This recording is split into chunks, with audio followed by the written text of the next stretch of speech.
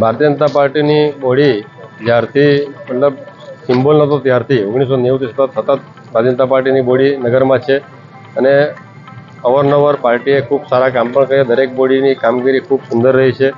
અને એના જ ભાગરૂપે સતત 25 વર્ષથી આજે ભારતીય જનતા પાર્ટીની બોડી નગરમાં ચૂંટાતી આવી હતી અને આવનાર દિવસોમાં જે મતલબ કે આજના યુવાઓની જે પણ માંગ હશે અને ખાસ કરીને સરકાર જે મહત્ત્વનું કે રમતગમત અને મનોરંજન સૌથી આજે જીવનમાં જરૂરિયાતની બે વસ્તુ છે. એ બાબતે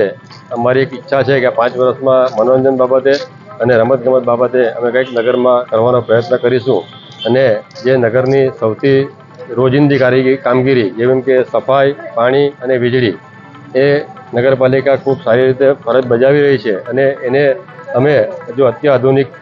રીતે બને અને નગર ખૂબ સ્વચ્છ અને સુંદર રહે અને નગરમાં બાગ બગીચા જેવી જે વસ્તુની જરૂરિયાત છે આજુબાજુના વિસ્તારમાં, ખાસ કરીને અમારા નગરમાં 6 વોર્ડ છે,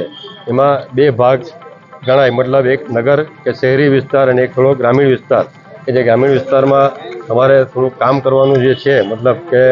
એમાં પણ ત્યાં પણ બાગ બગીચા બની શકે કે કંઈક રમતગમતનું કંઈક મેદાન બની શકે. આ રીતની એક જે ઘણા લોકોની ઘણા વખતની માંગણી પણ છે એ બાબતે અમે આગળ વધીશું અને નરેન્દ્રભાઈએ જે આપણને એક જ સૂત્ર આપ્યું હતું, સૌનો સાથ અને સૌનો વિકાસ,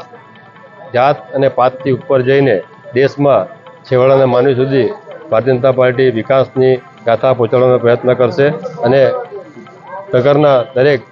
અમીર ગરીબ કોઈ પણ માણસ ધરમપુરમાં સુખ શાંતિથી જીવે એના માટે દરેક કોર્પોરેટરો સાથે મળીને અને બધા સાથે મળીને એક ટીમ સાથે બનીને કામ કરશું અને નગરને ખૂબ સ્વચ્છ અને સુંદર બનાવીશું.